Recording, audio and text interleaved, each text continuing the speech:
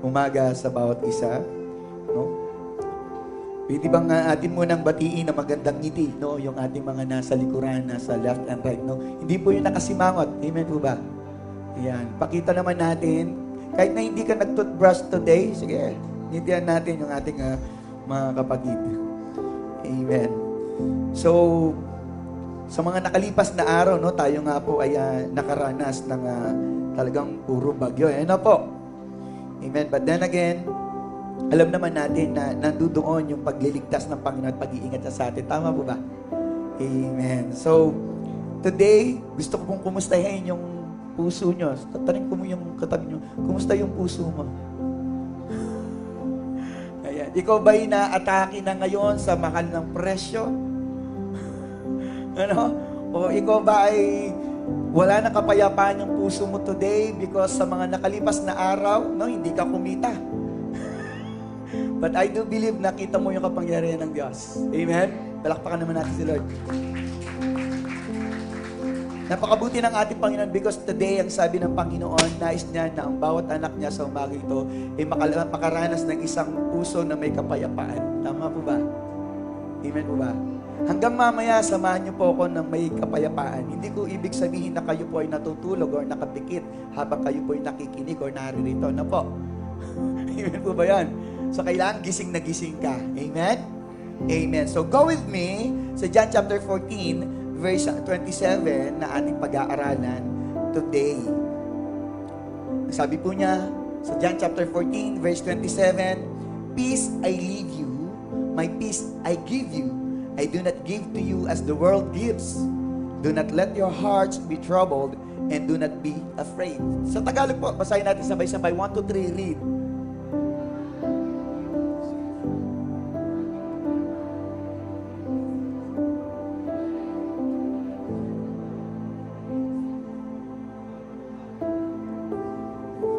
Amen. Tayo po'y panadali ang imukot manalangin. O banal, Ama, dakilang Diyos, makapangyarihan, salamat sa umagang ito, Lord, because muli, dinako mo po ang aming pangyapak sa lugar nito upang nang sa ganun, Panginoon, ma-empower kami muli, ma-strengthen kami, Panginoon, muli, at Lord, mapuno muli ng mga salita mo ang aming espiritu sa umagang ito. Dalangin po namin, Panginoon, na Ikaw ang siyang manguna sa amin sa umagang ito, Panginoon. Dalangin namin na Ikaw magturo sa amin. Ikaw magpahayag, magbigay ng karunungan, kaalaman, Panginoon, at kaunawaan sa iyong mga salita na mayahayag sa umagang ito. Lord, we pray for peace, O God, this morning in our midst. Holy Spirit, we need you. And we ask you na ikaw sa umagang ito ang maitaas, maluwalhati sapagkat ikaw ang mamumuna sa amin sa umagang ito. Bigyan mo ko, Panginoon, ng pagkatakot, Panginoon, sa umagang ito. Sa iyong kabanalan, no, Diyos. And I pray, Father God, na walang anumang salita ang mamumutawi o magagaling sa sarili kong kakayahan o kaisipan. Bagkus, Panginoon, ang lahat ng maihahayag sa umagang ito ay manggaling lamang po sa iyo. Nais ka namin dakilain, luwalhatiin sa umagang ito and amin pong sinusuway ang gawa ng kalaban sa oras nito sa bawat kapatiran. Satan, get out in this place. Wala kang karapatan na manggulo sa lugar nito. Wala kang karapatan nagambalain ang bawat isa sa umagang ito sapagkat ang araw na ito ay ginawa ng Diyos para sa kanyang mga nilikha. Maraming salamat, O Diyos. And you are free to move in our midst, in our life this morning. In the mighty name of Jesus. And everybody say, Amen, Amen, and Amen. Magandang umagang muli, no, sa bawat isa. At alam niyo po, ang mensahe ng Panginoon sa umagang ito ay napakahalaga sapagkat sa mga nangyayari sa ating paligid, and maybe marami sa atin hindi niya nalalaman yung nangyayari sa ating kapaligiran.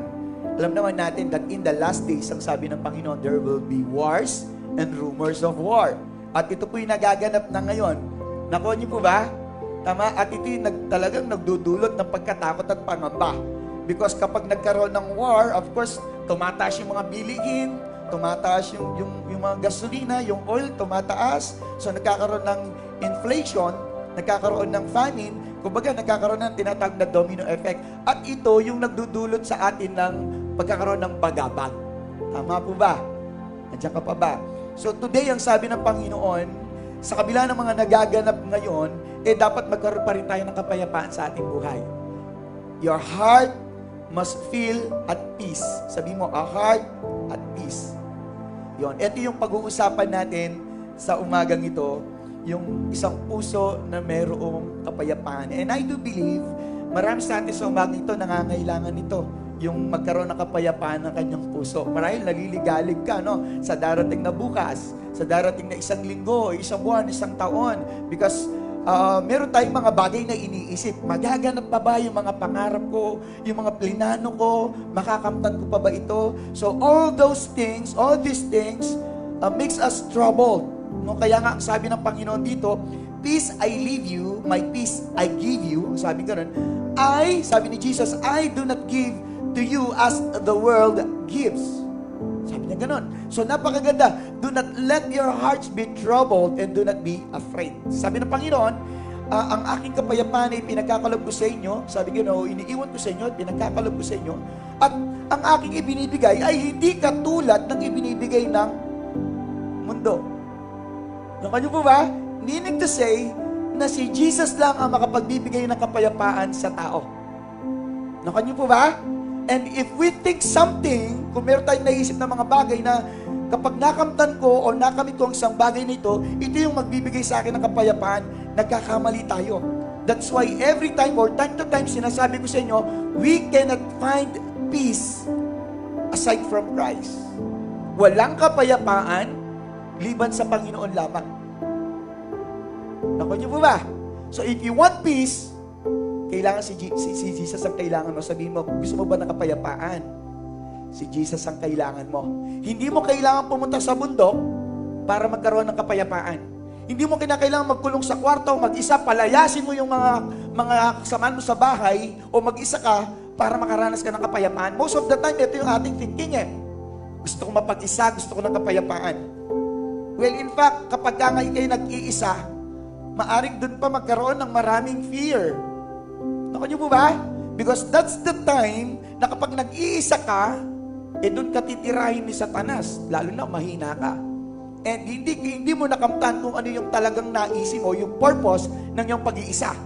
At ito yung mindset ng mga tao, again, na gusto nilang mapag-isa at hindi mo alam na yun ang gusto rin naman ni Satan, yung mapag-isa ka. Ang sabi ng Bible maliwanag na walang nabubuhay para sa kanyang sarili lamang. Tama? Isang awitin yan. Walang sino man ang nabubuhay. Biblical po yun. Nasa Book of Romans. Na hindi ka pwedeng mabuhay ng ikaw lamang. Nakuha po. So, maganda na kung saan, if you want to live a peaceful life, you must have Jesus in your life. Because only Jesus can give us peace. Amen? Sabihin natin, only Jesus can give us peace. Okay, so napakaganda ng sinasabi ng Panginoon at ang tinuturo niya sa atin, because the peace of God is in us. Iniwan niya sa atin, binigay niya sa atin, ang sabi niya ganon, dapat huwag ka nang mangamba. Sinong naniniwala dito na meron siyang kapayapaan? Amen. Kung may kapayapaan ka, sabi mo sa katabi mo, dapat hindi ka na natatakot. Dapat hindi ka nangangamba. Dapat hindi ka nababagabag. Dapat hindi ka masyadong nag-iisip. Dapat hindi ka na-stress. Dapat hindi ka nagkakaroon ng depression and anxiety. Naku niyo po ba? Kaya nga nagtataka ko, bakit may mga Kristiyano, quote-unquote, and still they are experiencing depression, anxiety, and stress. If there is peace, kung meron kapayapaan, ipinagkaloob ng Diyos sa atin ang kapayapaan, iniwan niya sa atin ang kapayapaan, bakit ka nangangamba? Hello? Church? Hello? Bakit ka nangangamba? Bakit ka nakakaranas ng pagkatakot, pag-aalala sa iyong buhay kung sinasabi mo na meron kang kapayapaan na galing sa Diyos, and that is Jesus? Naku po? Di ba?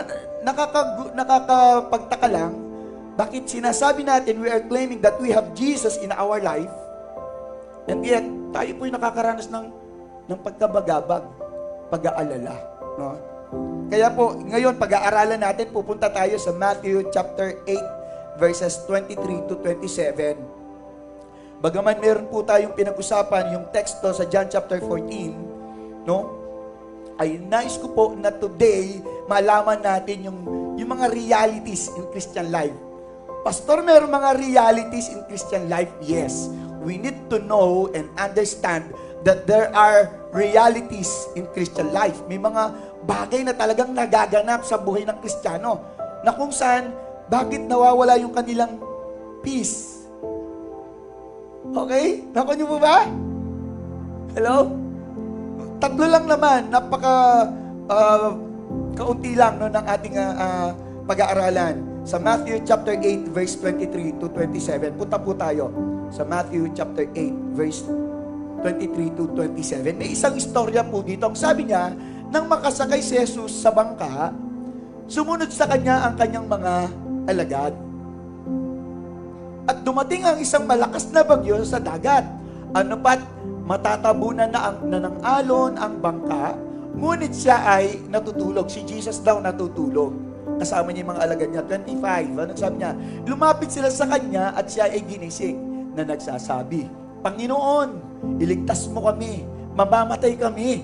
Sabi nga na, 26. Sinabi niya sa kanila, bakit kayo natatakot o kayong maliliit ang pananampalataya? Kaya't bumangon siya at sinaway ang mga hangin at ang dagat at nagkaroon ng lubos na, ano daw? Again, ulitin natin, nagkaroon ng lubos na? Again, once again. Yan. Kailangan kasing marinig natin. Kapag tayo nagsasalita, mas naririnig natin. Tama po ba? Okay, last verse 27. Anong sabi niya? Kaya't namangha ang mga tao na nagsasabi, anong uring tao ito na maging ang mga hangin at ang dagat ay sumusunod sa kanya. So sa pamamagitan ng mga talatang ito, tandaan natin na kasama dyan ni Jesus ay yung kanyang mga disipulo. Nasa isang bangka lamang sila. This is reality. No, na makikita natin bilang mga Christians or tagasunod ni Kristo or believers of Christ. We need to understand this. No? We need to know this one. Kasi maraming Kristiyano, mali yung kanilang pananaw kapag sila naging Kristiyano na. So today, magkakaroon tayo ng kaunawaan, mas malawak na pagkaunawa regarding our faith in Christ. Because that is the best thing to do. To know the reason of your faith. Tama po ba, church? Amen. So makikita natin sa mga talatang ito, no, nabasa natin na nagkaroon ng tinatawag na pagkatakot o pangamba ang mga disipulo na kasama ni Jesus. Tandaan nyo, even though kasama nila si Jesus sa bangka, nakasama nila si Jesus sa bangka, and yet nakaranas sila ng pagkatakot. Nakuha po ba? So sometimes, nakikita natin na parang kapag Kristiyano ka, parang wala kang karapatan na magkaroon ng bagyo or storms in life. That's why one reality that we need to know and understand is that, number one, that Christians are not exempted or excused of storms. Yun ang isang bagay. Nakuha po ba natin? Kahit Kristiyano ka, kahit pastor ka, kahit malalim ka na sa pananampalataya, hindi exempted ang isang mananampalataya na siya'y makaranas ng bagyo sa kanyang buhay. In fact, kung titignan natin, ang mga kasama ni Jesus sa bangka, sila'y mga bihasa pagdating sa dagat. Kasi some of them, yung iba sa kanila ay mangingisda. So meaning to say, alam nila yung tansyado nila yung panahon, alam nila yung alon, marunong silang lumangoy of course, but then again, nagkaroon pa rin sila ng fear. Nagkaroon pa sila ng doubt. Nakita niyo po ba, church? Kaya nga, huwag kang magtaka. Ang sabi ng Bible, kung nakakaranas ka ng mga bagay-bagay na ganito, yung mga paghihirap, mga pagdurusa, na napakaraming pagsubok sa buhay, dapat huwag ka na magtataka dyan. Even though we are not created to experience trials. We are not created by God na sinabi ba ni Lord, i-create kita, no, lilikahin ko ang tao para magkaroon ng maraming problema, pagsubok. Wala yun sa kaisipan ng Diyos. In fact, again, kung titignan natin, pinag-aralan natin last time, create tayo ni Lord for His perfect purpose. Tama? At ang purpose niya is to be a manager of this world, of everything that God created. Ayun ang gusto ng Panginoon. Tayo yung mag-manage sa lahat ng bagay. But then again, bakit ngayon, tayo ay nakakaranas ng mga pagsubok sa buhay na napakabigat. When we talk about storms, it talk about trials, struggles in life. Okay? Yun ang ibig sabihin ng storm, symbolically. No? So, ang sabi dito sa John 16:33, ang sabi ng Panginoon, I have told you these things, ang sabi niya, so that in me, you may have peace. Sabi gano'n, no? Ay, sinasabi ng Panginoon ang mga bagay na ito, sinasabi ko sa inyo, upang sa akin ay magkaroon kayo ng kapayapaan. Kinuwento ni Jesus dito, sinabi dito ni Jesus, kung ano yung mga posibleng maranasan ng mga disciples, ng mga followers of Christ. Nakuha? Kung pupunta po tayo sa John chapter 16, and I'd like to share this to you, na kung saan ang mga disipulo ni Jesus, kapag siya ay umalis, marami mga taong magagalit sa kanila, sa mga disciples. They will be persecuted. They will be insulted. They will be condemned. Ang sabi sa kanila. So, kinuwento na ni Jesus, upang nasa ganun, huwag mabigla. No, huwag magkaroon ng culture shock na tinatawag. So, una pa lang, sinabihan na sila, na the moment na kayo'y sumunod sa akin, nagsabi ni Jesus, makakaranas kayo ng mga bagay na ito. Mga pagdurusa, mga paghihirap, mga pag-aalipusta, mga pag-iinsulto, makakaranas kayo nito. We are following Christ. So meaning to say, kung si Jesus nga naranasan niya yon, tayo pa kaya? And remember, ang sabi ng Panginoon, kung gusto mong sumunod sa akin, you must carry your own cross. That's reality. Meron tayong mga cross na dadalhin. And again, sabi ko sa inyo before, yung letter T na cross, yung small T, trials, temptations, troubles in life, yun ang mga dadaranasin natin. And it is part. But then again, ang sabi ng Panginoon, kung babasahin natin muli rito, ang sabi niya, ang mga bagay na ito ay sinabi ko sa inyo upang sa akin ay magkaroon kayo ng kapayapaan. Na sinasabi ng ating Panginoong Yesus, na bagamat dumaranas tayo ng mga storms in life, it is not a permit or license for us na mawalan ng kapayapaan. Hindi pa rin dapat nawawala ang kapayapaan sa ating mga puso. Dapat magkaroon lagi. Naku niyo po ba? Because it is the Holy Spirit na nagbibigay sa atin ng kaaliwan time to time. Napakaganda po ng pangako ng ating Panginoon. Sabi niya, sa sanlibutan ito ay, ano daw? Nahaharap kayo sa pag-uusig. Are you there? Naharap tayo palagi. Ang sabi ganun sa labanan. Nung tayo po ay kumilala, sumunod sa ating Panginoong Yesus. Nung tinalikuran natin yung mundo, naging kaaway na natin ang mundo ngayon. Amen po ba? Kaya nga yung mundo, galit na galit sa atin ngayon eh. Kapag hindi ka na nakikipag-inuman sa kanila, galit na galit sila. Hindi ka na uminom ngayon, dati-rati kasama ka namin. Kaya ang sabi ng Bible, they will be amazed, they will be shocked. Kasi yung dating ginagawa mo, hindi mo na ginagawa ngayon. Hello? Kasi mas gusto mo na ng kapayapaan ngayon eh. Tama mo ba? Napakagulo ng buhay kapag nasa mundo ka. Ang ingay kaya ng mundo. Hindi nyo ba narinig yung ingay ng mundo?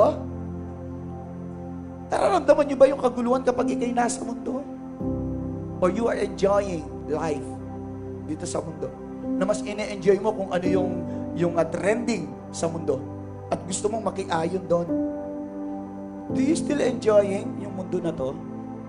Tandaan natin, kung na-enjoy pa rin natin yung mga bagay dito sa mundo, talagang ayaw na ayaw mo pang umalis o pumunta sa kalangitan.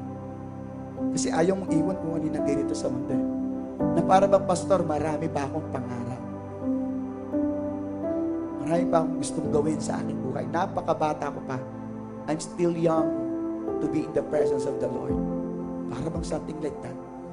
Hindi ka pa ba tapos sa buhay dito sa mundo na to? In fact, nung tayo po ay tumugon sa panawagan ng Panginoon, nung tayo ay sumunod sa Kanya, no, binigyan niya tayo ng kapayapaan sa ating buhay. Tama po ba? Because, if I'm not mistaken, hindi ako nagkakamali, yung iba sa atin, ay nakilala nila ang Diyos nung sila po ay may pagsubok sa buhay. Tama po ba? Gulong-gulo ka nun nung time na yun And that's the time na ito yung nag-trigger para lumapit ka sa Panginoon. And God heals your heart. Tama? Pinagaling niya yung puso mo. Inalis niya yung mga bagabag sa puso mo, yung kalungkutan sa puso mo, pinalitan niya ng kagalakan, pinalitan niya ng kapayapaan. Yung mga nararamdaman mo na parang nag-iisa ka, pinadama sa iyo ng Panginoon that you are loved by God. Siya, mahal kitang sabi ng Panginoon sa iyo. And by hearing that word of God, narinig mo yun, parang napayapa ka. Tama mo ba? Na merong isang Diyos na tumanggap sa iyo. Na yung mga tao sa paligid mo, hindi ka nila tinatanggap. But then again, there is this God who accepted you. But then again, sabi nga, kahit na nasa sitwasyon na tayo ngayon, na tayo po ay merong kaligtasan, we are not excused, we are not exempted na makaranas na storms in life. Are you there? At saka baba. Pangalawa, yung isang reality pa, or realities na ating mararanasan or kailangan natin mabigyan ng tuon is this, that faith matters. Ibig sabihin, faith is important. Isang dapat nating maunawaan o ma-realize, no? To have a peaceful heart, to have a peace in our heart is this, na yung pananampalataya ay kailangan. Napakahalaga ng pananampalataya. Sabi mo, mahalaga ang pananampalataya. Napakaganda po ng sinasabi ng Panginoon. Ang sabi ng Romans chapter 5, verse 1, sapagkat napawalang sala na tayo sa pamamagitan ng ating pananampalataya. Tingnan niyo po, napakaganda. Kaya't yamang tayo'y inaring ganap. Ibig sabihin, napawalang sala ka na, napatawad ka na. Kaya't yamang tayo'y inaring ganap sa pamamagitan ng pananampalataya. Mayroon tayong, ano daw? Grabe yun, no?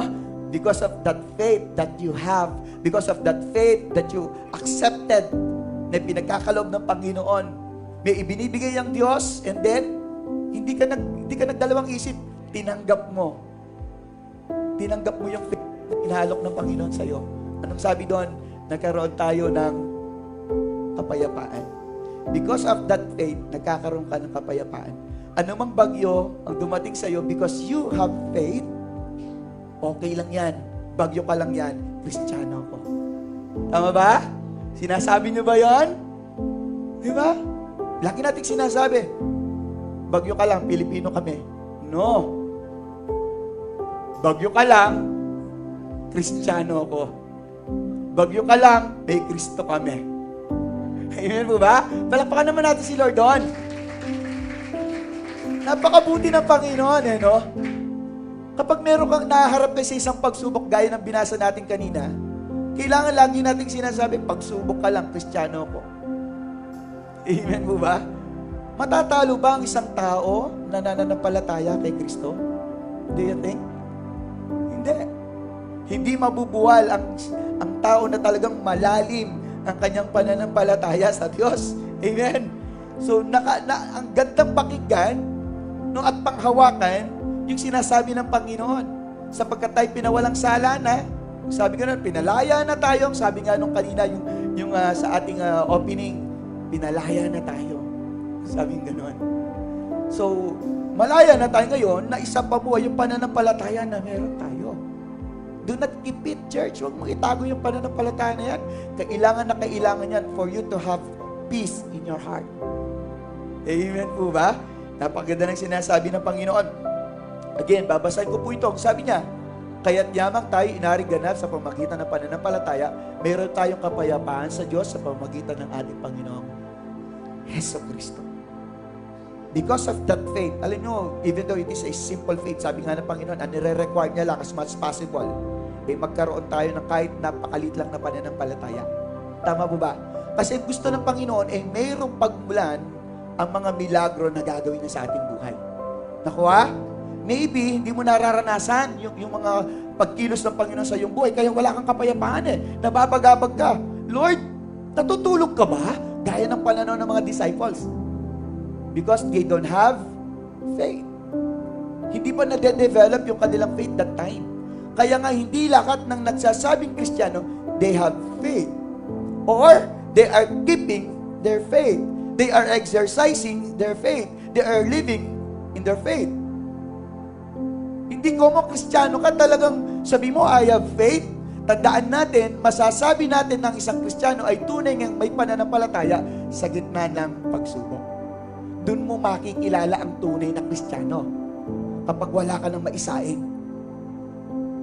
Kapag kayong mag-asawa, wala kayong pera, may sakit yung anak nyo, may babayaran kayo, doon mo makikita ang tunay na Kristiyano. Okay? Na ang hahanapin nila, wala tayong pera, hahanapin nila yung kamukha ni Pastor, yung Bombay, na pagkakautangan. Ganun ba tayo? Sino yung mauutangan natin? Sino yung malalapitan natin? Tatawag ka ng isang tao, samahan mo naman ako, garantyahan mo ako kay brother, kay sister, kay kapatid. Ganun ba tayo? Or, you will pray and ask God to do miracles in your life. Tignan niyo yung mga disipulo nito, ang inuna nila yung takot eh. Nung makita nila yung storm, yung mga lalaking alon, yung malakas na hangin, natakot sila. Una nilang in-entertain yung takot. Tandaan natin, kapag tinignan mo kagad yung problema, talagang matatakot ka kagad. Nakanyo po ba? Pero kung kagad mo tinignan si Jesus Christ, hello, tinignan mo kagad si Jesus Christ, or pinagana mo kagad yung faith mo, because this is the purpose of our faith. Ang layunin ng ating faith, kung bakit tayo may faith, ay upang kapag may dumating na pagsubok, yun ang ilalaban natin. Kaya nga ang sabi ni Pablo, I fight the good fight of faith. This is the purpose of our faith. Kaya ka nga nagkaroon ng pananampalataya kasi ang pananampalataya mo, ang magiging sandata mo kapag merong pagsubok na dumarating sa iyong buhay. Nakukuha po ba? Hello? So anong nangyayari sa faith natin kapag meron tayong kaharap na pagsubok? Kapag sunod-sunod yung bayarin mo, anong nangyayari sa faith mo? Nagiging fake. Di ba? Kaya nga hindi natin maranasan yung kapayapaan, nababagabag tayo eh. Kasi wala doon yung sinasabing faith. Tandaan natin, ang sabi ng Panginoon sa mga disciples nun, where is your faith? Hindi makita eh yung faith. Ang faith ay hindi sa pamagitan lamang ng salita, I have faith. Hindi ganun ang faith. Hindi ko mo sinabi mong, alam mo, ako'y nananampalataya sa Diyos. Eh, maniniwala na ang Diyos na meron kang pananampalataya o meron tayong pananampalataya, hindi dahil sa sinabi natin. Tama po ba? Ang faith ay nakikita kapag talagang inia-apply natin kung ano yung mga naririnig natin. Because faith comes by hearing and hearing the Word of God. So magkakaroon ka na ba ng faith kung ikaw ay hindi nakakarinig ng Word of God? Tinatanggihan mo yung Word of God? Kaya nga marami mga Kristiyano, they are Christians in mouth, but they are not Christians in heart. Nakanyo po ba? Hello? So napakabigat po no? Tandaan natin, ang Diyos kasi lagi niyang hinahanap time to time yung pananampalataya na yan. Kaya ang sabi niya, Hebrews chapter 11 verse 6, hindi maaaring kalugdan ng Diyos ang walang pananampalataya sa Kanya.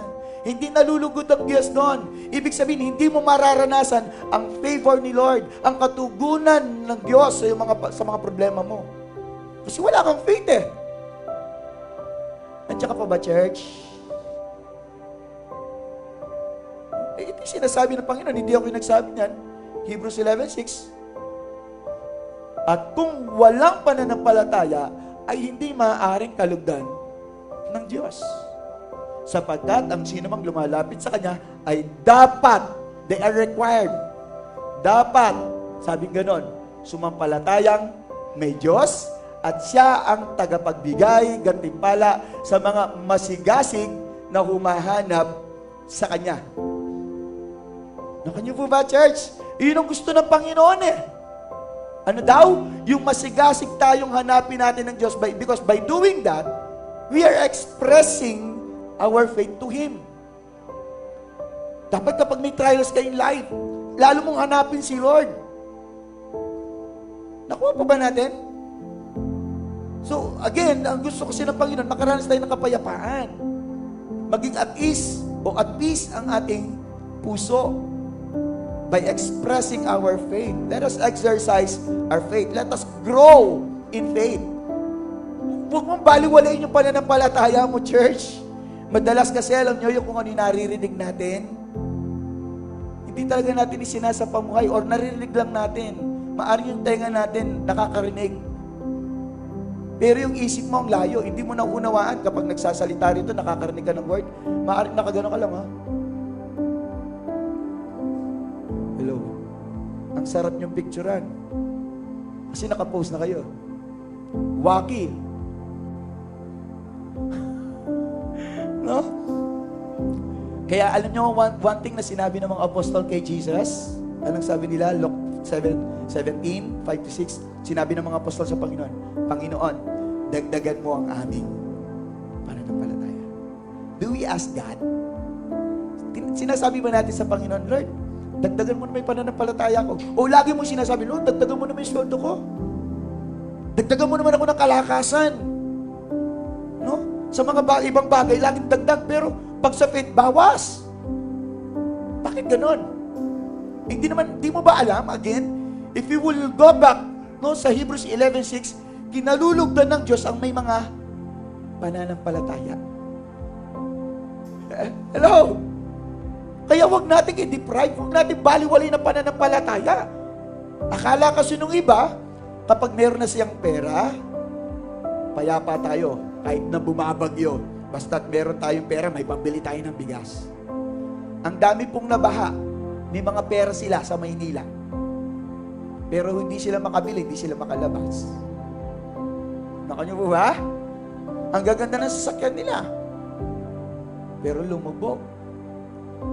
Sa Thailand and Cambodia na nagyegera po ngayon, walang kapayapaan sa kanila. May mga mayayaman doon, but ang lalaki ng bahay nila, pero alam nyo kung saan sila ngayon nakatira? Sa mga bunker. Wala silang kapayapaan. Naku niyo po ba, church? Hello, nandiyan ka ba? Pwede ba nating hingi sa Panginoon yun? Panginoon, dagdagan mo ang aming pananampalataya. Hinihingi ba natin sa Panginoon yun lagi? Kasi ang Diyos ay saganang magbigay ng pananampalataya at palakasin ang ating pananampalataya. Ganun po ang ating Panginoon. Pag pinag-usapan natin faith, pag lumapit ka kay Jesus, Lord, I want faith. Strengthen me. Help me grow to my faith. Si Lord parang walang narinig agad-agad. Kaya lang, alam niya, nakikita niya ngayon na wala tayong pakialam kung ang faith natin ay sobrang liit. Na mas maliit pa sa mustard seed. Kapag sinabing mustard seed, ito na yung pinakamaliit na buto ng puno. Imagine that. Maliit siya pero pag lumaki, talagang maraming dumadapo sa kanya ng mga ibon. No? Ito yung pinakamalaki sa mga halamanan. Sinasabing gano'n sa Bible. So yun ang required ni Lord. Yung maliit na mustasa, buto ng mustasa. Nakakita na ba kayo buto ng mustasa? Okay. Yung maliit na mustasa na yun, sabi ni Lord, because nais ko na kumilos, gumawa sa buhay mo. Upang pag naranasan mo yung pagkilos ko, yung kapangyarihan ko, magkaroon ka ng kapayapaan. Ang sabi ng Panginoon, galak na galak ang ating Diyos every time na nakakagawa ng mabuting bagay si Jesus sa atin. Every time na kinakatagpo niya yung panalangin natin, yung mga prayer request, galak na galak ang Diyos. Kaya nga, ang sabi ng ating Panginoong Jesus, ano man ang hingin nyo sa Diyos sa pamagitan ng aking pangalan, ibibigay ko. Bakit? Upang maparangalan ng Diyos. Yun ang katotohanan, church. Kaya, do not entertain yung sinasabi ni Satanas, hindi ka mahal ng Diyos, hindi ka niya kakatagpuin. No. Kaya ayaw nating lumapit sa Diyos, hindi po ganon. In fact, ang katotohanan, kapag nagkaroon ng answered prayer, kinatagpo ng ating Panginoong Yesus o ng ating Diyos, yung mga kahilingan natin, it gives glory to God. Nakanyo po ba? Galak na galak ang Diyos kapag naibibigay niya yung mga gusto ng kanyang mga anak o yung mga pangangailangan ng kanilang mga anak. Ganon din naman kayo mga magulang, tama po ba? Kapag nabibigay niyo yung mga pangangailangan ng inyong mga anak, kahit yung mga gusto, yung mga request nila, di ba galak na galak kayo? Tama po ba? Kahit nahihirapan ka magbayad sa credit card, kahit inutang mo lang yan, ipangungutang mo yung anak mo, tama po ba? Tama? Kahit igapang mo pa. Sino dito yung magulang na ginagapang niya yung kanyang mga anak? Wala. O kasi hindi ka naman ahas eh. Di ba? Yun yung mga sinasabi ng mga magulang. Kahit igapang ko, hindi mo kailangan gumapang. Amen? Hindi mo kailangan gumapang. Hindi mo kailangan magpinitensya. Okay? Meron kang Diyos. Sabi mo, meron kang Diyos. Alam niyo ba, ang Diyos natin na sinasamba ay hindi maliit? Sino naniniwala doon? Napakalaki ng Diyos na ating sinasamba.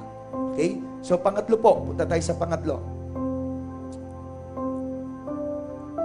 Pangatlong reality, no, na kailangan nating malaman is that based dun sa ating Matthew chapter 8, 23 to 27 is that every day with Jesus is a blessing. Ayan. Para magkaroon tayo ng kapayapaan. Bagaman may mga pagsubok na dumarating, ang sabi ng Bible is that every day with Jesus is a blessing. Nalakuha po ba natin? Kasi Kristiyano tayo, kapag ang Kristiyano, sinasabi niya Kristiyano siya, ibig sabihin, you have Jesus in your life. Tama? At ang sabi ng Panginoon, ang sabi ng Diyos, ikaw, Jose, kapag nanganak si Maria, ay ibibigay niyo ang pangalang Emmanuel. Tama? And the meaning of Emmanuel is, God is everywhere. O God is with us. Tama po ba? Tama? So meaning to say, if God is everywhere, God is with us, so every day, mamumuhay tayo na kasama si Kristo. Tama po ba? Hindi ba blessing na lagi mong kasama ang magulang mo? Siguro sa ibang anak, parusa yun no? Ay, ayoko lagi kasama yung magulang ko. KJ sila. Killjoy. Pinapatay yung ligaya. Killjoy. Para bang ganun na yung mga kaklase ko, mga kaibigan ko, wala silang parents. Pagkatapos ako, may parent ako laging kasama. Na para bang panira ka. Panira yung mga magulang. Pero tandaan natin na it is a privilege and an honor to be with Jesus. Tama po ba? Tama? Ganang sinabi ni Jesus sa aklat ni Lucas nung siya po'y 12 years old. At siya po'y nahiwalay sa kanyang mga magulang. Hinahanap siya doon sa templo. 3 days na wala. Nakauwi na sila ng bahay. Nasaan si Jesus? Yung batang si Jesus, mga 12 years old pa lang siya noon. Naiwan pala siya sa templo. At ang sabi ni Jesus, bakit niyo ko hinahanap? Ako ay nasa piling ng aking ama at ginagawa ko kung ano ang nais ng aking ama.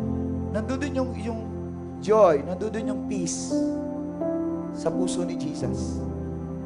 Na siya po ay nasa piling ng kanyang ama. Because for Him, nakakaranas na ng security. Tama po ba? May kapayapaan kapag kasama mo yung magulang mo, mas payapa ka. Tama? Lalo na kapag kayo nagmumoling, kasama mo yung magulang mo, mas payapa ka.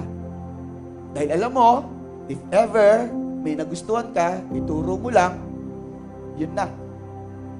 Tama? Ituro mo lang. Ako, pag kasama niyo ako sa mall, basta ituro mo, sige. Naku niyo po ba? Hahayaan ko kayo magturo.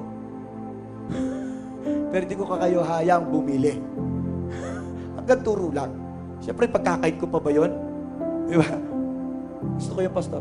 Okay lang. Okay lang. Naku niyo po ba? Hintayin natin mag-sale yung 90%. So, 10% na lang yung babayaran natin. So, sinasabi dito that every day with Jesus is a blessing. Kaya tingnan niyo po yung James chapter 1, verse 2 hanggang 4 na sinasabi rito. Mga kapatid ko, ituring ninyong buong kagalakan kapag kayo'y nahaharap sa sari-saring pagsubok. Sari-sari, parang sari-sari store. May delata, may chichirya, may soft drink, sari-sari. So, ibig sabihin, tayo po, ang sabi ng 16:33 ng Book of John, palagi, nasa harapan natin yung pagsubok. Tama po ba? Everyday yon. Ang pagsubok ay everyday.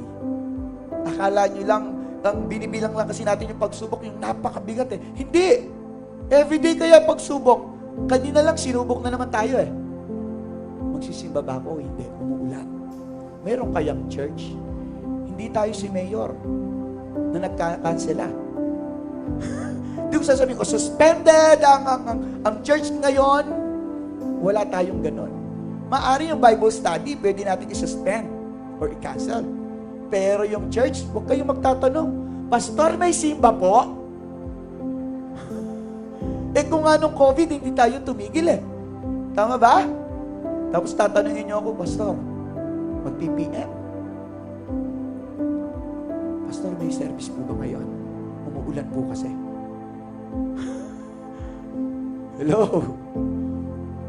Baka sabihin mo, Pastor, kasi sabi ni DILG, sabi ni Mayor, wala daw aalis ng bahay. Kung walang gagawing importante, hindi ba importante ngayon? Hindi ba importante ang Sunday? Importante bang Sunday? O bakit importante pala yung Sunday? Bakit hindi ka dumadalo ng Sunday? Kung importante, alin ba yung mas importante? Yung pag-worship? O yung mag-attend ka ng kasal o birthday? O meron kang kamag-anak na dumating at aalis na siya mamaya o bukas? Sino ba yung mas mahalaga? Totoo. Hindi nga. Ay, naiyak naman ako doon. Ano yung may importante? Sunday ba? O yung kasalan? Ha? Ba't tayo di sumagot? Di ba hindi tayo makasagot? Tingnan nyo kapag hindi kayo nakakapag-church, nababagabag kayo. Wala kayong kapayapaan. Because you know, alam mo sa sarili mo, na hindi na-please si Lord sa buhay mo. And you are not entitled to receive blessings from God. Kaya nga pag nakalimutan mo yung pag-church, tingnan mo yung magiging experience mo, yung mga buhay mo, yung magiging takbo ng buhay mo, napakagulo. Tingnan niyo po. Kami na-experience na namin yan. Many times. Nung hindi kami nag-church, tinatawag ako ng Panginoon para magpastor. Ayoko. Ano nangyari sa buhay namin? Grabe. Pambayad namin ng apartment. Piso-piso, barya-barya. We experienced that. Kahit na kumita kami, laki ng kinikita noon, pero ano nangyayari? Nawawala. Hindi namin makita yung kita namin. So nababagabag kami lagi, walang kapayapaan. Pero nung time na talagang sinabi namin, Lord, we will follow you, we will serve you, Lord. Then that's the time na bagaman sabi ko nga, until now, wala kami ng siya, pero naroon yung kapayapaan, panatag yung aming puso. Amen po ba? Yun ang dulot na binibigay o pinagkakaloob ng ating Diyos. Kasi lagi natin siya kasama. Do you think hahayaan ng Panginoon na maaksidente itong tao na to ginagamit niya? Hahayaan ba niyang magutom ako? Hindi. Tama? Tama po ba? Kayo din naman, hindi kayo hahayaan ng Panginoon na magutom o mapahamak. Because the promise of God, never will I leave you nor forsake you. Hindi ko kayo iiwan ni pababayaan. Ngayon, sasabihin mo, oy, Pastor, bakit ako nadapa? Pinabayaan ako ng Lord. Hindi ako naniniwala doon. Siguro hindi mo nakita yung bato na t-shirt ka. Pinaalalahanan ka naman ng Panginoon Kaya lang di tayo nakikinig. Nakukuha po ba natin? Tingnan natin, James chapter 1, verse 3. Anong sabi niya? Yamang inyong nalalaman, tingnan po, let us look at this. Yamang inyong nalalaman na ang pagsubok sa inyong pananampalataya ay nagbubunga ng pagtitiis. Verse 4. At inyong hayaan na malubos ng pagtitiis ang gawa nito upang kayo'y maging sakdal at ganap na walang anumang kakulangan. Tingnan niyo po, dapat magkaroon tayo ng kaibang pananaw when it comes sa mga pagsubok sa buhay. Tama po ba? Huwag mong titignan ang problema na problema. Amen? Sino dito yung may problema? Wala, praise God. Ang sabi, ang taong walang problema, abnormal. Abnormal. Totoo ba yun? Hindi, Kristiyano tayo, wala tayong problema. Tama? Walang Kristiyanong may problema. Kasi hindi sinasabi ng Panginoon sa Bible from cover to cover that there is problem. Wala kang mababasang word na problema. Nabasa ko na po yung Bible. Wala akong nakitang problema, pero mayroong mga trials that needs faith. Problem needs solution. Testings, trials need faith. Tama po ba? Amen? Kaya tayo, mayroon lagi tayo pinagdadaanan ng mga testings and trials. Pero, mag-iba yung pananaw natin sa testings and trials na to, sa mga troubles na hinaharap natin. We will not look at it para tayo wasakin. Kaya ba may pagsubok ako, Lord, para wasakin mo kami? Hindi ganon. Dapat mag-iba yung pananaw natin kapag tayo po ay nahaharap sa pagsubok. Na kung saan yung pagsubok na yan, this is the moment, this is the time para maipakita natin yung faith natin. Amen po ba? Amen. Kasi dito natin matetesting Merong pagsubok, meron akong Jesus. May paghihirap, meron akong Jesus. So doon natin ngayon makikita kung totoo yung Jesus na sinasamba mo. Kung totoo yung pangako ni Jesus na binitawan niya sa atin. Tama po ba? Andiyan ka pa ba, church? Amen. So, sinasabi rito sa James chapter 1 verses 2 to 4 na kailangan yung pananaw natin sa pagsubok, ito yung makakatulong sa atin. Hindi para tayo ay patamlayin, pahinain, wasakin. Kundi buuin, ihubugin tayo sa ating karakter bilang mga Kristiyano. Naku niyo po ba? Hindi niyo ba nakikita yung mga tao maraming experience in life? Makita niyo sila ngayon. Sila yung napakatatag. Tama po ba? Kaya sasabihin ng tao, alam mo, ako hinubog ako ng panahon, yung aking mga experience. That's why, tingnan mo ko ngayon, may mga problema ako ngayon, or pagsubok ako hinaharap ngayon, pero baliwala na yan. Kaya nga, madalas sinasabi ng mga matatanda, papunta ka pa lang, pabalik na ako. Kung ako nga na-overcome ko, ikaw pa kaya. Tama po ba? Tandaan mo, hindi ka gawang China. Gawa kang kalangitan. Di ba? You are made in heaven. Amen? Sabi mo, made in heaven ako. Ayun. Palakpakan natin si Lord John. Okay. 1 Peter chapter 4 verses 12 to 13. Tingnan niyo po ang sabi dito. 1 Peter chapter 4 verse 12 to 13. Mga minamahal, tayo po kinakausap nito huwag kayong magtaka tungkol sa mahigpit. Tingnan niyo, titindi nito, no? Yung mga paghihirap, mahigpit, napakatindi, mahigpit na pagsubok na dumarating sa inyo upang kayo ay, that's the purpose, para masubok lang tayo. Okay? Naku niyo po ba?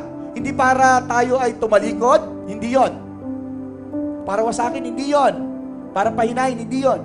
Para subukin lang tayo na waring may isang katakatakang bagay na nangyayari sa inyo. Okay? As a Christian, again, sinabi na ng ating Panginoong Hesus, sa mundong ito, makakaranas kayo o haharap kayo sa napakaraming pagsubok. Sa mabibigat na pagsubok. Kaya huwag ka na magtaka. Naku niyo po ba? Yung kaninang John chapter 16 and 33, at ito po, 1 Peter chapter 4 verse 12 to 13, and James chapter 1 verses 2 to 4, magkakalakip-lakip yan, magkakaugnay. Punta po tayo sa 13. Kundi, ang sabi niya, ano sabi niya? Kapag may mabigat na pagsubok, ano gagawin mo? Ano sinabi? Magalak. Sino dito may problema, may pagsubok sa buhay? Magalak ka. Amen? Ganun dapat. Yes, may pagsubok na naman ako. Dapat ganun tayo. Ano? Ayun ang sabi ng Bible. Tama po ba? Kung di kayo'y magalak, yamang kayo'y nakikibahagi sa mga pagdurusa ni Kristo. Kapag pala mayroong mga pagsubok na dumarating sa ating buhay, hindi ka na magtataka dapat. Sa halip dapat nagagalak ka. Yes, Lord, thank you. Bakit? Because nakikibahagi daw tayo sa pagdurusa ni Kristo. Tama po ba? Alam niyo, may mga magulang na kapag may karamdaman na kanilang mga anak, sinasabi ng magulang, ay, ako na lang. Di ba? Pero hindi naman pwede, di ba? Hindi naman pwede na, anak, sa akin na lang yung karamdaman mo. Hindi naman gano'n, hindi naman pwede yung gano'n. Pero somehow, nandun yung kaisipan natin na kahit kaunting hapdi, kirot, hirap, sakit, kunin ko para magaanan. At napakasarap nun na nagiging bahagi ka ng kagaanan. Tama po ba? So, sa bagay nito, napakasarap na malaman natin na every time we face trials in our life or sufferings in our life, we are participating in Christ's sufferings. Nakuha po ba natin? Kaya magagalak ka pag may pagsubok ka. Salamat Lord sa pagsubok na to, sa paghihirap na to, sa pagdurusa na to. Bakit? Kasi nagiging bahagi ka ng paghihirap na ginawa ni Kristo. Na dapat tayo yung naroon sa krus. Tayo dapat yung naghirap. Tayo yung sinaktan, tayo yung binugbog, tayo yung napahiya, tayo yung hinubaran. Dapat tayo yun eh. Tama? But because Jesus loves us, mahal niya tayo. Ayaw niyang mahirapan tayo. Pero kung meron man tayong nararanasan kahit kaunting bigat o hirap o sakit karamdaman, we are just participating, no, sa mga paghihirap ng ating Panginoong Yesus. Kaya nga titingnan natin ngayon, that trials is a participation of Christ's suffering. Dapat ganun yung pananaw natin. Amen po ba? Amen? And it needs strength. It needs faith. It needs firm. Yung firmness, katatagan. Yun ang kailangan. Let us not give up. Huwag kang susuko. Ang dami kasi sa atin, no? Na para bang namumuhay sila ng walang Jesus. Para bang hindi nila kilala yung Jesus na pinupuri nila, sinasamba. Si Jesus ay hindi nasa puso mo, hindi siya pumasok sa puso mo para maging display lang. O para wala lang. Hindi ganun ang ating Panginoong Jesus. Kaya nandiyan si Jesus sa iyong puso, there is a purpose, and the purpose is to work and move in your life. That's the purpose. Anong sense na si Jesus tatambay lang dyan? Hindi siya ganun.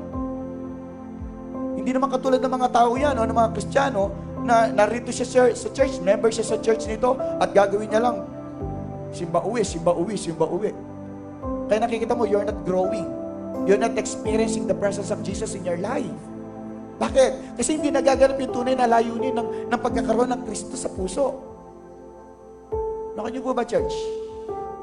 Kailangan maganap yun, kailangan matupad yun. Yung purpose ng pagkakaroon ng Kristo sa ating puso. We must live every day with Jesus. Sabi mo, live every day with Jesus. Dapat mamumuhay tayong ganun. That is one of the realities na kailangan maunawaan ng mga Kristiyano. Because we are Christians. At kinakailangan talaga nating mamuhay na kasama si Kristo. Bagaman maraming pagsubok, and yet it is a blessing. Tama ba? It is a blessing. Kasi nga, inuubog tayo. That is the blessing. Kaya makikita natin na yung mga apostol, lahat ng kasama ni Jesus na apostol, they were blessed by God. They were blessed by Jesus. Ano yung blessing na naranasan nila? Number 1, they saw wonders and miracles. Sinuway ni Jesus yung malakas na bagyo, yung ulan, yung hangin, yung alon na malalaki. Sinuway ni Jesus yon, and they saw it. Hindi ba blessing yon na makita mo yung miracles, yung wonders and miracles? Tama ba? Imagine that. They are so blessed. Nakasama nila si Jesus. Bakit? Ang daming tao na nakita nilang gumaling. Napipin, nakapagsalita, bulag, nakakita, yung lumpo, nakalakad. They were so blessed because they saw wonders and miracles. Lagi kasi nilang kasama. Kaya nga makikita natin kung nagbabasa tayo, Peter, James, and John, ito yung tatlo talaga na batikan na lagi nilang nakikita si Jesus na gumagawa ng mga himala.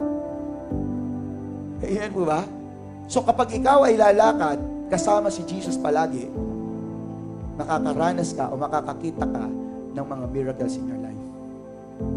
Because miracles happen every day.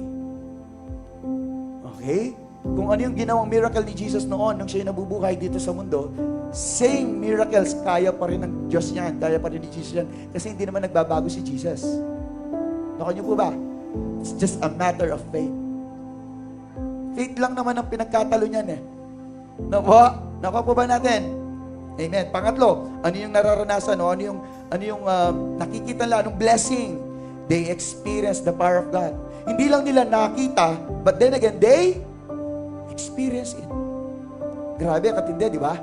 Kaya nga pagkasama mo si Jesus, hindi mo lang basta, si Jesus ayaw lang niya makontento ka sa nakita mo lang. Gusto niya maranasan mo. Naku niyo po ba? Tingnan nyo, may mga kapatid tayo dito na alam natin yung dati nilang pamumuhay.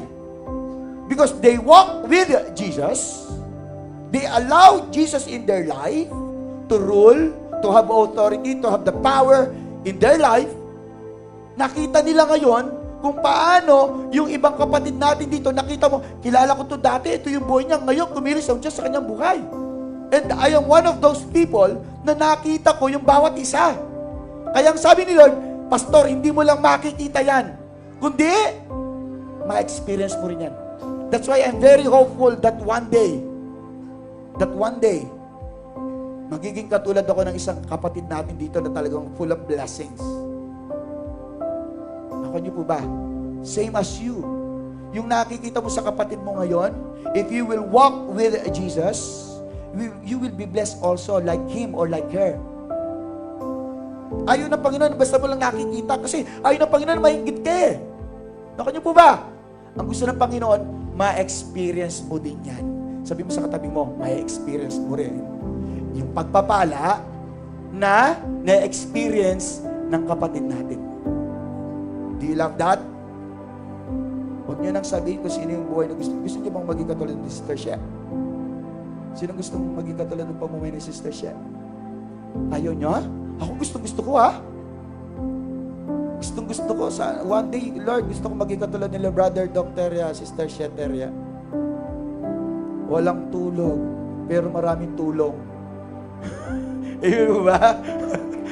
Yun yung purpose, di ba? Napakasarap nun na maranasan mo yung nararanasan ng kapatid na ito. Tandaan natin, hindi natin pwedeng limitahan ng Diyos. Tama mo ba? Anong sabi doon sa Ephesians chapter 3:20? Pinag-aralan namin to last time. And I want to share this to you because ito yung verse natin, yung verse ng church. Okay? Dito derive, dito ko yung verse ng church. Anong sabi niya? Ephesians 3:20. Ngayon, sa Kanya na makagagawa si Jesus, sa Kanya na makagagawa ng higit na, ano daw? Sagana, immeasurable. Hindi masusukat. Naku niyo po ba? Immeasurable kaysa lahat ng ating hinihingi o yung mga iniisip mong bagay, ang sabi gano'n, yung mga pinaplano mo, yung mga bagay na gusto mong magalang sa buhay mo, higit pa doon ang kayang gawin ng Diyos. That's why there are times in our life, may mga prayer request tayo, Lord, ito yung gusto ko. Ang sabi ng Panginoon, yan lang ba ang gusto mo? Hindi yan ang plano ko sa'yo. Hindi yan ang gusto ko sa'yo. Gusto mo lang ng kotseng maliit. Ang sabi ni Lord, gusto ko Philippine Rabbit. Sino gusto Philippine Rabbit? No. Ay, Pastor, gusto ko Wigo lang, katulad siya. Philippine Rabbit, mas maganda. Naku niyo po ba? Kasi sa Philippine Rabbit, kahit 3 Wigo, may papasok mo. Are you there? Kaya, it is a blessing. Huwag nating hayaan na yung plano ni Lord na pagpalain tayo ay maudlot. Amen po ba? Kasi, alam nyo, atat si Lord na pagpalain ka. That's how eager and desirable God is to bless us. Gustong-gusto ng Panginoon. But it seems that parang tayo, Lord, huwag mo na ako pagpalain. Okay na ako dito. Kontento na ako dito. Huwag mo pigilan ng Diyos. He is infinite. He is immeasurable. Our God is big. Our God is great. Amen. We cannot put God into a box. That is not our God. Ang Diyos natin malawak, malaki. Amen po ba? Sabi niya, ayon sa kapangyarihan gumagawa sa atin. Sabi ng Bible, nasa atin na siya, nasa atin, nasa sayo na. Sabi mo, nasa sayo na. So the power now is in you. He is in you. When we talk about power, it is God. It is not our ability or capability. It is God. Pag sinabing power, nakuha natin. Hindi yung kakayahan natin, but it is God na nasa iyo. Nakuha po ba? Nariyan na eh. Nasa iyo na eh. Anong dahilan? Bakit di mo maranasan yung blessings of God? The reason why is this. We are not walking with Jesus. The reality, no, na kailangan talaga nating mabatid, that every day we must walk with Jesus. Every day, church. Every day. Walang minuto sa buhay mo na hindi ka dapat lalakad sa pagkakasama ng ating Panginoong Jesus. Amen? So, pangatlo, ano yung na-experience nilang blessing? Una, they saw wonders and miracles. Pangalawa, they experienced the power of God. Pangatlo, they gained strength and courage. That is a blessing. Yung magkaroon ka ng kalakasan, magkaroon ka ng katapangan. Tama po ba? The reason why, kung bakit hindi nagkakaroon ng kapayapaan ng isang Kristiyano, ang isang tao, bakit malungkot lagi ang kanyang puso? Bakit? Kasi siya'y mahina. Kasi siya'y natatakot. At ang sabi ng Panginoon, biblically speaking, that there are 365 times na sinabi niya, do not be afraid. Do not fear. Sabi niya gano'n. Lagi sinasabi yun. Do not fear. Do not be afraid. Do not be frightened. Laging inuulit ang Panginoon niya 365 times. The reason why 365 times, sabi niya, 365 days are there in a year. So, dapat walang puwang ang pagkatakot sa ating buhay. Sabi mo sa katabi mo, dapat walang puwang ang pagkatakot sa iyong puso, sa iyong buhay, sa iyong isipan. Imagine that. Kasi kung nagkagayon, lahat tayo natatakot, pangit na tayong lahat dito. Nakakapangit ang pagkatakot. Tama po ba? Nakakita ka na ba ng natakot na pogi pa rin, maganda pa rin? Pagka natakot, talagang, di ba pangit mo, tama? Sino dito yung pagka natakot, ay, takot ako. Sinong ganun? Na talagang very, pa rin siya, conscious siya sa kagandahan. Kailangan pag matakot ako, nandudo pa rin yung posture. Hindi ganun, di ba? Naku niyo po ba, church? Hello? Nakita natin yung blessing. At kapag may blessing, alam naman natin na nandoon yung kapayapaan natin. Napapayapa yung puso mo. Naku niyo po ba, church? And the reason why God is blessing us is for us to become a blessing to others. Nagiging pagpapala ka ba o sumpa sa katabi mo? Pagpapala, sabi, huy, alam mo, kapatid, you are a blessing to him and a curse to me. Yung nasa likod mo, pagpapala ba siya sa'yo? Parang di ka lumingon eh. Amen, kamo, di mo naman alam kung baka yun yung kaaway mo eh. Diba? Yung nasa likuran mo, blessing ba yan? Mukha ba siyang blessing? Hindi siya mukha sumpa? Na kapag lagi kita kasama, alam mo? Lagi ako napapahamak. Malas ka. Malas ba yung katabi mo? Hindi naman. Okay, tingnan niyo po yung ginawa ni Pablo. Tingnan niyo po, listen to this. Philippians chapter 4 verses 10 to 12. Tingnan niyo po si Pablo kung ano yung naging bunga ng pagkakaroon ng Kristo sa kanyang puso at namumuhay lagi na may Kristo. Sabi niya, ako'y totoong nagagalak sa Panginoon. Tingnan niyo po si Paul, itong Philippians na to, sabi niya, ako'y nagagalak sa Panginoon kasi nakakulong siya, na ngayon sa wakas ay inyong binuhay. Ibig sabihin, nabuhayin siya, nagkaroon siya ng pag-asa, nagkaroon siya ng kapayapaan. Ang inyong pagmamalasakit sa akin, na ipadama yung pagmamalasakit, na dito'y katotohanang nagkakaroon kayo ng malasakit, ngunit wala kayong pagkakataon. Pero nandun yung interest nila, yung desire, yung willingness nila to help Paul. Okay, yung mga kapatid sa Philippians. Verse 11, anong sabi niya? Hindi sa nagsasalita ako, dala ng pangangailangan. Sapagkat aking natutuhan ang masiyahan sa anumang kalalagayang aking kinaroroonan. So this is it. Tingnan niyo po, sa mga pagsubok na dinaranas ni Pablo na napakabigat, napakarami, ang sabi nga ni Paul, it is beyond my ability to endure. Sabi niya, higit pa to sa aking kakayahan na malagpasan ang mga pagsubok. Kumbaga, hindi na niya kakayanin yon. Hindi niya kaya na malagpasan. Kumbaga, it is beyond his strength, sa kanya kakayanan na yung hapdi, yung kirot, higit pa doon. Higit pa doon sa kaya niya. No kanyo, yung tolerance. No kanyo po ba? Kumbaga, yung pasensya nyo, hanggang dito lang, si Paul inigitan pa niya. Pero talagang pasensya lang ni Paul nandirito. Pero, ito yung sinapit niya.